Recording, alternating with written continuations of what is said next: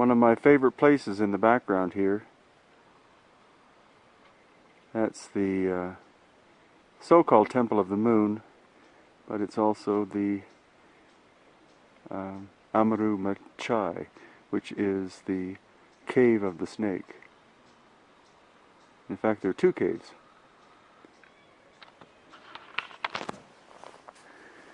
And here, at a place which has no name, we have these amazing cutout areas.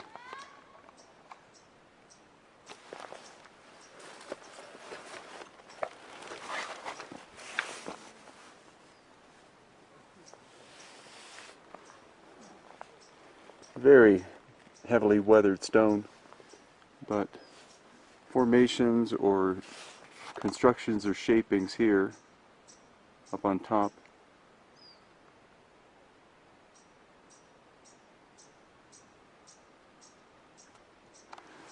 And around this stone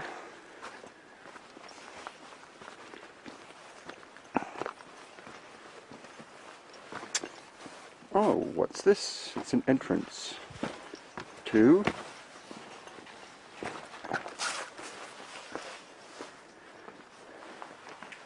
a cave.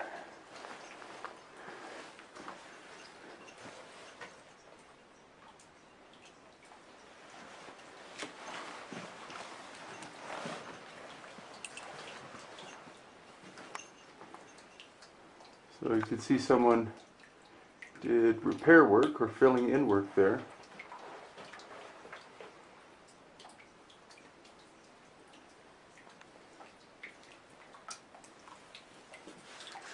And it's still used ceremonially to this day because people have left behind flowers and coca.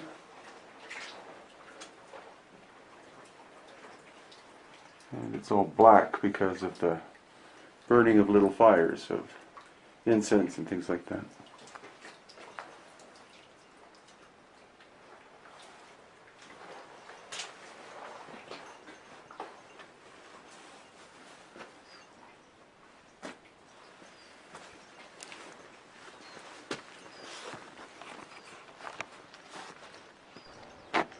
And back at my old friend Amaru Machai, which means the cave of the serpent. And that's not it. That's it, behind me. This is an incredibly ancient structure, most likely very much pre-Inca. The interior, you'll see, is seemingly vitrified, as in heat blasted or heat treated in some distant time by some unknown people. We have no idea who they were, what their name was, when they did this, what happened to them.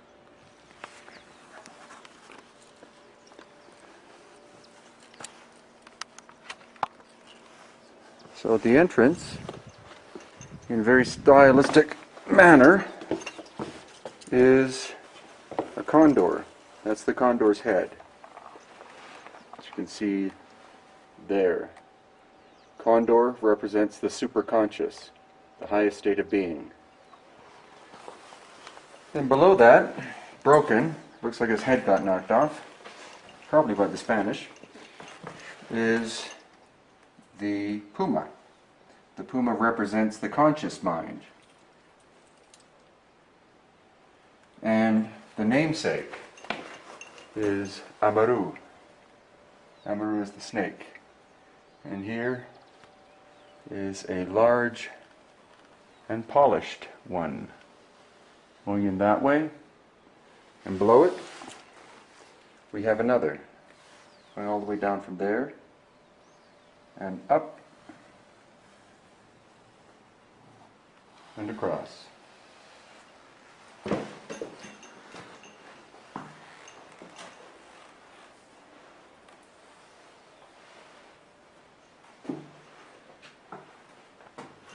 This is where we see the vitrified surface, which was brought to my attention by two men, both named Jesus. One of them, Jesus Morello, who is a guide in Cusco and a brilliant guide. The other, Jesus Gamara, who is an expert on the ancient stone structures of the Cusco area. Now you can see there's so much polish on this that my watch is reflected in it. And as we proceed into the interior,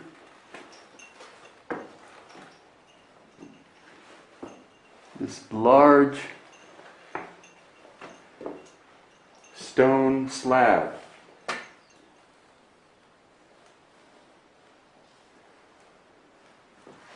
and above it is where light comes through. It said this is a place, sacred place of women, quite probably not just a place of meditation, but a place for praying for fertility. It may even have been a place where women stayed when they were giving birth, because it's quiet and it's cool in more ways than one. And again, the seemingly vitrified surfaces could be from foot traffic, but I sincerely doubt that. So we've got finely shaped stone blocks, and then Inca walls, and this is the Cave of the Sun, and around it again more of these odd cutout things with another Inca building here in the foreground. So at least 3, if not 4 different styles of building in this one place called Amaru Machai.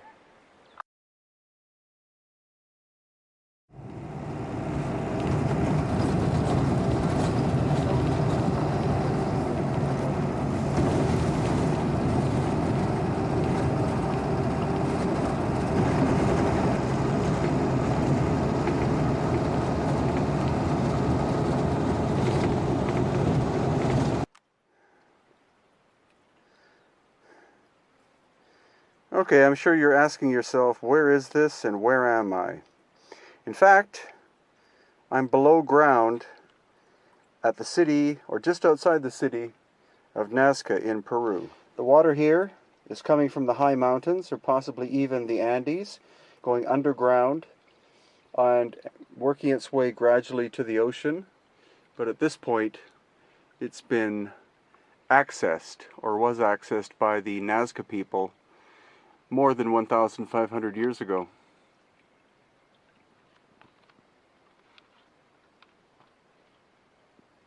And what this is a spiral staircase going up from the water, which is at least 30 feet underground, and working its way up, or I'm going to be working my way up, back to the surface of the land. Nazca is an incredibly dry area, and so the majority of the water does, and basically always has, traveled underground from the mountains to the sea.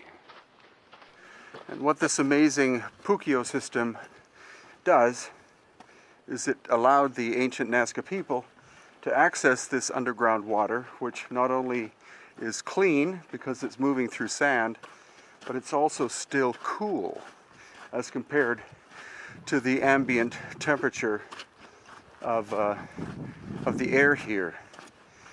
And so by being able to access this water, and by using these puccios, actually, they were able to clean this system. If there was any debris traveling through the underground system, these puccios would be access points whereby they could take any debris out as it was passing by, it also allowed them to be able to access the sweet, cool water and use it in this environment, which is quite harsh.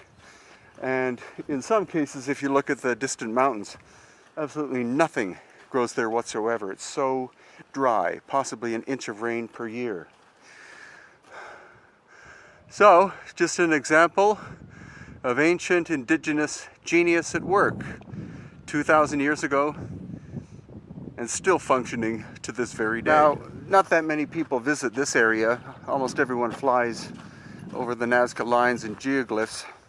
But what they also do not realize is that the lines and geoglyphs in the area were not solely the work of the Nazca indigenous culture, but there was a culture prior to them who lived in the same area called the Paracas.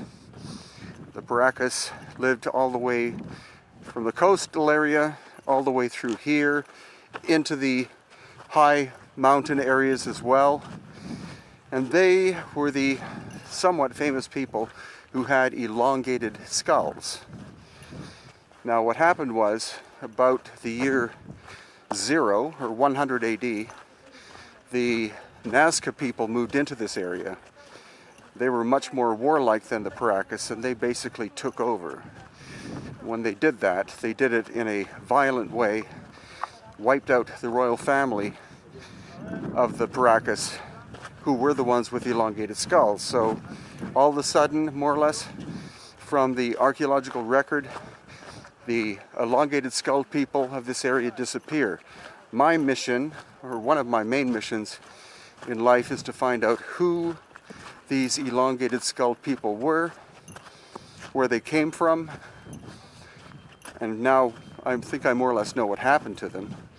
So what we're doing is we're conducting collectively with a number of people DNA testing, carbon-14 testing, and we know another characteristic which is quite strange about the Paracas, in that they had red hair, reddish auburn hair, which is not a Native American characteristic. So the question is, genetically, where did that hair color come from? And in fact, where did the ancestors of the Paracas come from?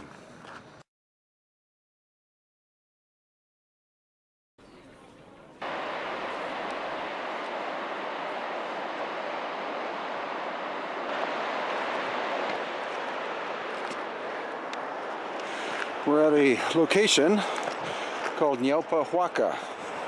You can try to look it up on the internet, but you may not find it.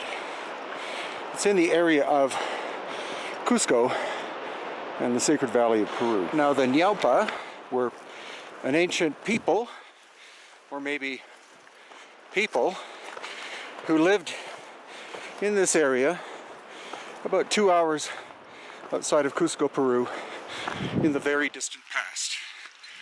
And how distant? There is an oral tradition relating to them. Now the Ñaupa lived in a time when there was only twilight, and then all of a sudden the sun became super intense and they were forced to leave the surface of the earth and go underground. Well, historically there was a cataclysmic event that damaged the entire planet 11,700 years ago. That caused the rising of the sea levels by 300 feet, and that could have been the time when the Ñaupa perished and or descended into the earth in order to stay alive. And what we're at is a sanctuary that they most likely constructed, and you will be in awe when you see what it looks like.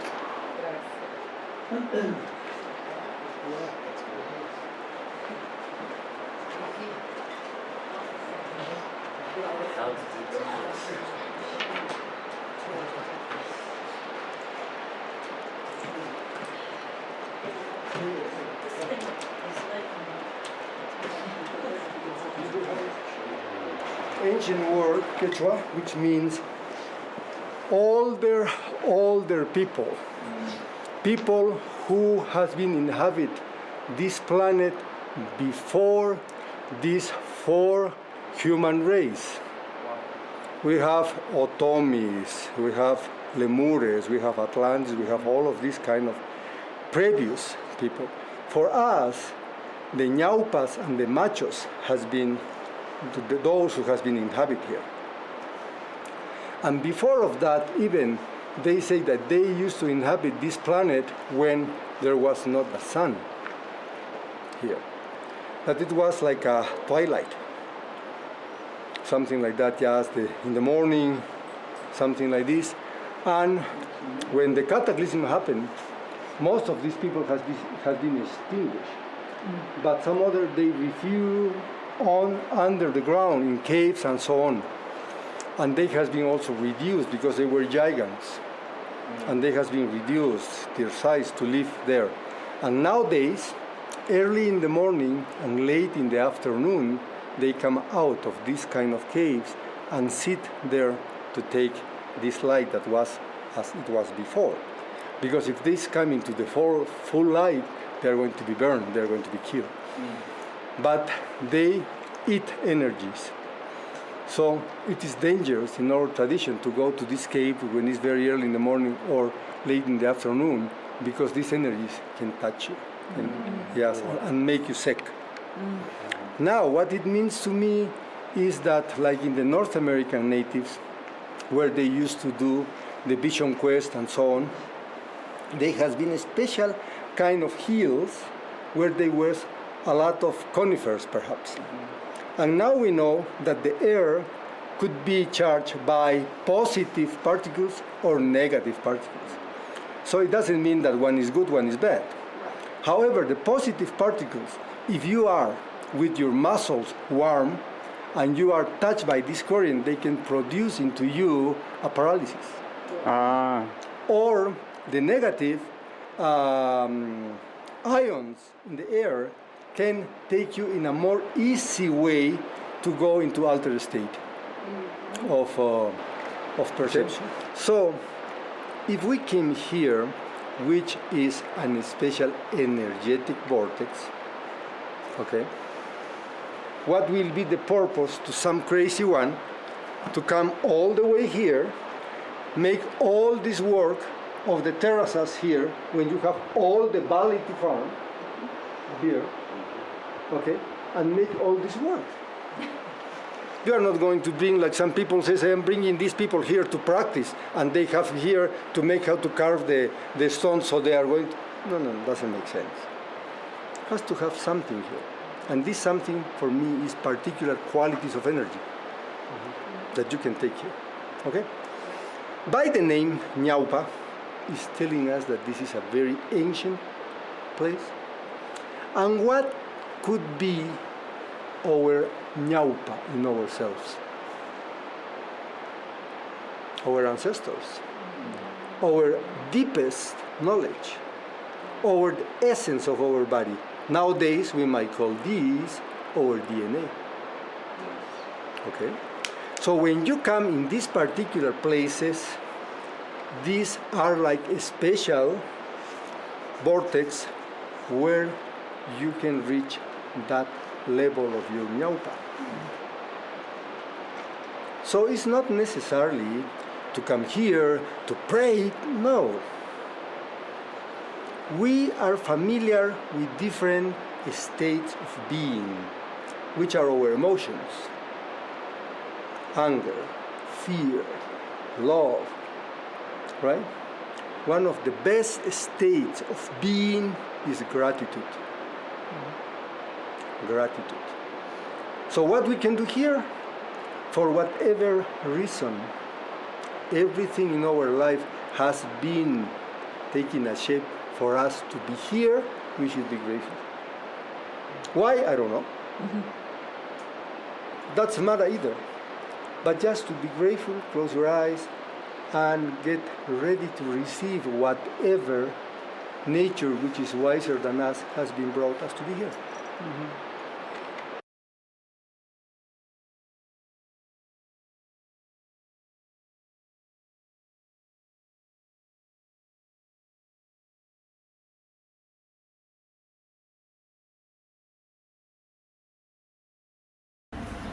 We have two new skulls now at the Paracas History Museum in Paracas, Peru, which actually I found.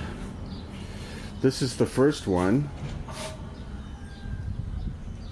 And as you can see, it has the classic elongated shape, but this one is of a different shape than any of the others we have in the collection. Especially notice this major protuberance up here.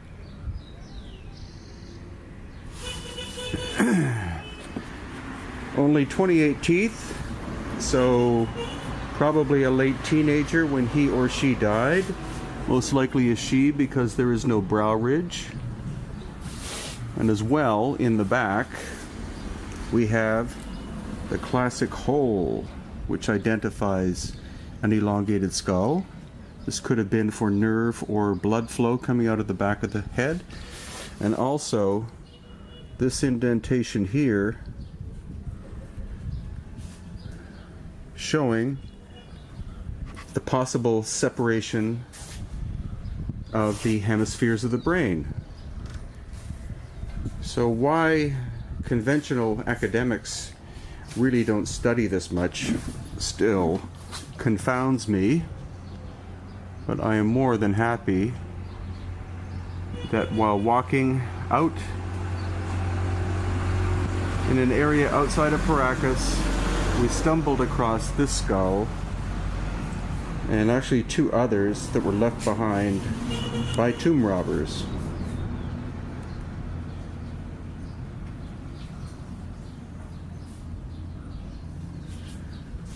And they're now safely in the Paracas History Museum collection, which means that they are part of the patrimony of Peru. And this is the other one.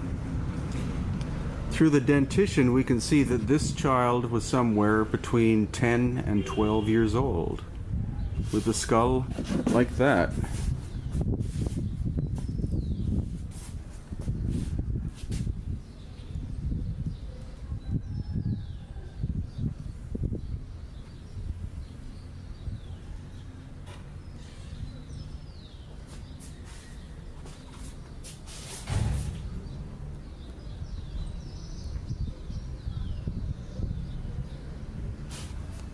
Again, we have the holes here, which are always found in elongated skulls, but not in normal human skulls. And in this case, we don't have the same depression here that we saw in the first one. So when we compare with a normal human skull here, which we know came from the Inca time period, so probably somewhere in the from the 15th or 16th century possibly. Look at the difference between that skull and the elongated ones recently found in Paracas.